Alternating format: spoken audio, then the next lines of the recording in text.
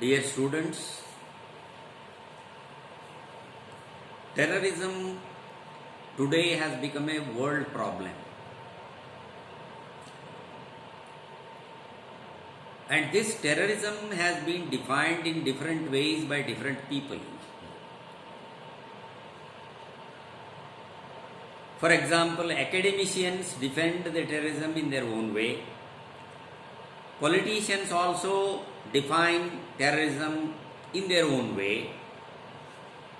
Security experts, they also define terrorism in their way.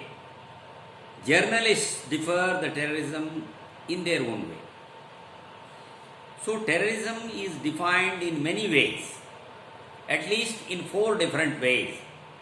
That is, academicians' definition, politicians' definition, security experts' definition, and journalists' definition. They are to some extent different from one another. But anyway, the common point is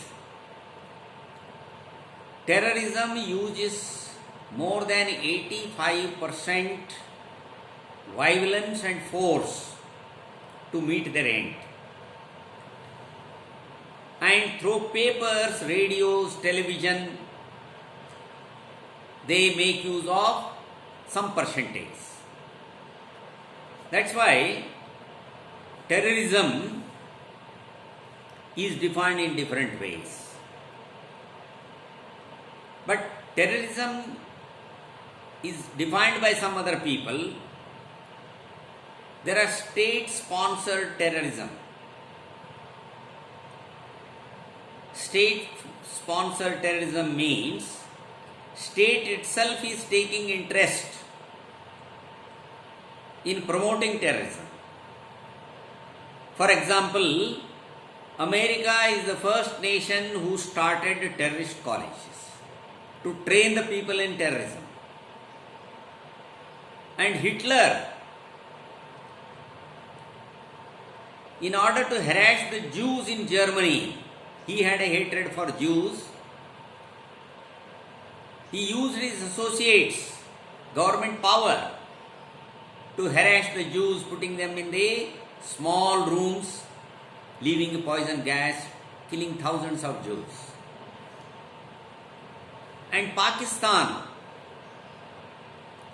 which is sponsoring terrorism right from its inception. So this kind of terrorism is defined as a state-sponsored terrorism. And there are other terrorisms also. Some group of people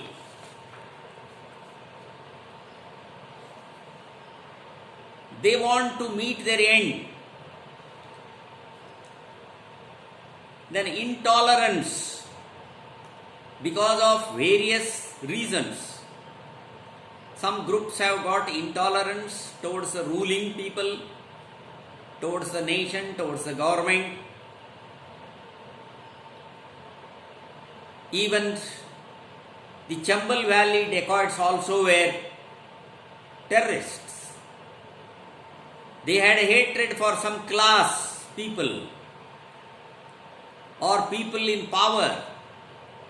This is how terrorism is a result of intolerance among various political, religious and social groups.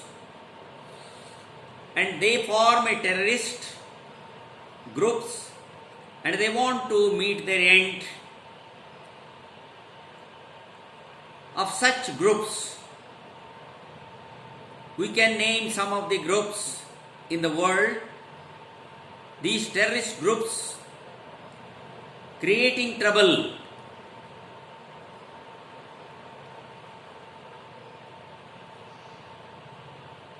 against the people who are against their aims. To name some of them, Al-Qaeda, Jaish-e-Mohammed, Hamas, Harkatul Mujahideen, Khalistan, LTTE, Naxalites, Simi, etc. There are many, I have named only few. and they involve their people in terrorist activities. Amongst these, Osama bin Laden is the greatest terrorist in recent times. Terrorism plays a havoc with the lives of innocent people, old people, women. In 1993, series of bomb blasts in Bombay, the attack on Akshardham in Ahmedabad, Godhra incident, attack on Indian Institute of Science, Bangalore, the incident of bomb blast in Indonesian hotel, and 11/9 attack on World Trade Centers in New York, and 26/11 Bombay incident and bomb blast in Hyderabad hotel. Innocent people, children, women are killed indiscriminately. In public places like railway stations, hotels, markets, during gatherings, fair, these terrorist organizations become active, and their main intention is to kill people and to put a panic amongst the people. Anyway, the terrorism is not good for the world. And as far as our country is concerned, terrorism started in our country right from the beginning of independence. When India was divided into two nations, India and Pakistan, when Pakistan declared itself as a Muslim nation, and terrorist organizations started functioning in Kashmir. The Pak-occupied Kashmir has become a center for training terrorists. And Pakistan wanted to acquire Kashmir by force, by harassing India, by sending terrorists into Kashmir and into India, thinking that large number of population in India is of Muslims. They will help them somehow or other. This way, it very rampantly started in Pakistan and is flourished like anything with the help of Pakistani government, military and ISI. And in India also, many people were supporters of these terrorist organizations, like particularly the fundamental terrorism established in India, in POK, the people like Afzal Guru, Burhan Wani, Tukde Tukde Gang, Yasin Malik, Yaqub Menon, Dawood Ibrahim, Yasin Bhatkar, Azmal Kasab. These people are directly, indirectly supported by Pakistanis or Pakistani government. This country, Pakistan, has taken interest in flourishing terrorism because it cannot fight a direct war against India. In 4 wars or conflicts, it has understood the capacity of Indian Army. Very seriously, it was defeated and it wanted to continue the war against India by the terrorist organizations. This is one, and second one is by putting fake notes into India, by spoiling the Indian economy. And recently we come to know the Shaheen Bagh protest in New Delhi and farmers' protest against central government, against the laws passed in favor of farmers. The farmers were organized by the terrorist organizations and by the other governments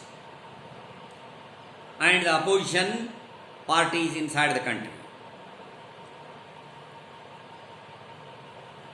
And these anti-nationals, corrupt, black marketeers, those who are against the ruling government, all of them have joined hands in the Shaheen Bagh and in farmers' protest.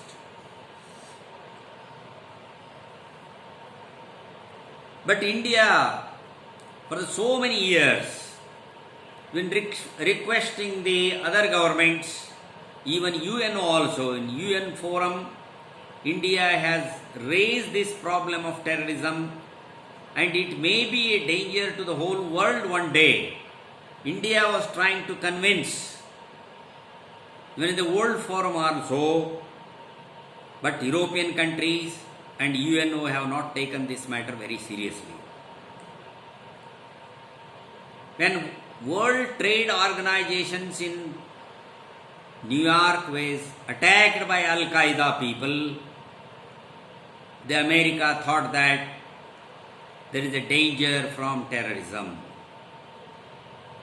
Now America understood, and these terrorist organizations are trained in Pakistan and Afghanistan, and it put its hold in Afghanistan, put an end to Al-Qaeda to some extent, and even in India also. The people like Dawood Ibrahim, Yasin Malik, Jilani, Burhan Wani, Yaqub Memon, Afzal Guru, Yasin Bhatkar,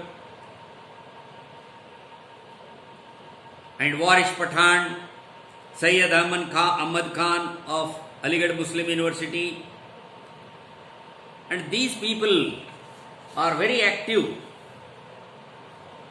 in demoralizing Indian government, Indian population, involving themselves in fundamental terrorism. Even Afzal Guru made an attack on Indian Parliament also. There is a direct hand of ISI, Pakistani government, in the attack on Indian Parliament. And under the guise of Article 370 and 35A, which was given as a special concession by our first Prime Minister to Kashmiri leaders, they also misused this facility and tried to grow as much as possible and started talking in favor of Pakistan, encouraging the youths of Kashmir in throwing stones towards the Indian army and Kashmiri police. This fundamental terrorism has spread worldwide.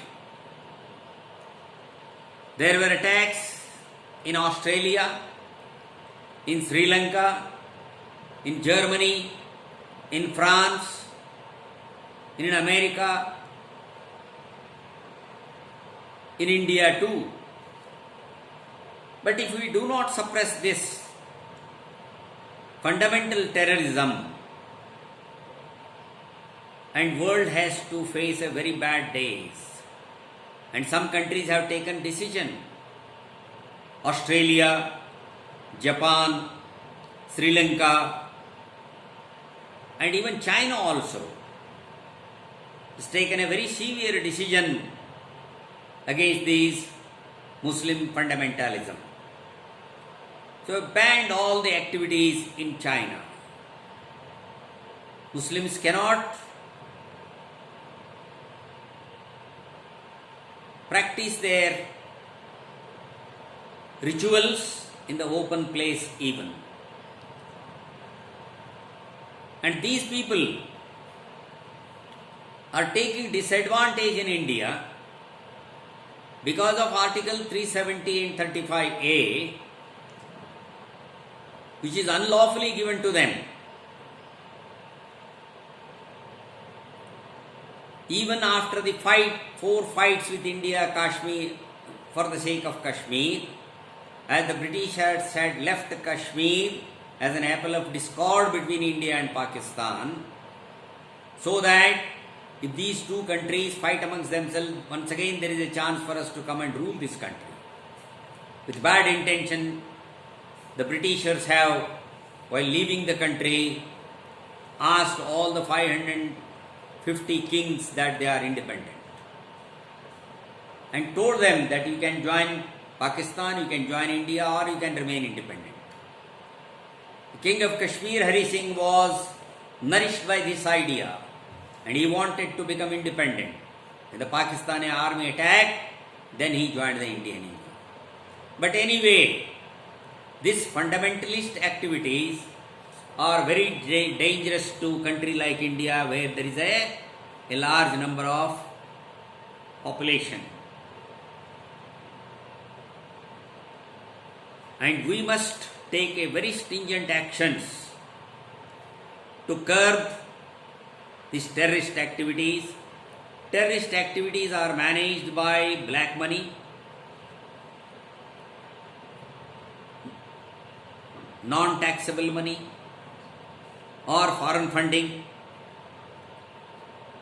We must take certain actions. Many people are avoiding tax paying, though they are very rich, though they have amassed wealth like anything, but then there is nothing on record. But government has to take a stringent action. Everyone must be made to pay tax. Minimum tax of 1,000 rupees at least per year. And the black marketeers should be dealt very seriously. And people, those who give encouragement for fundamentalist activities, their property must be confiscated and they must be put behind bar. And such actions alone can stop the fundamental activities in India particularly. Already many governments, Germany has taken a step, France has taken a step, Sri Lanka has taken a step, Australia, Japan, many governments one by one are taking steps against these fundamentalist activities. India too should not remain behind. It should come forward and take action against these fundamental activists.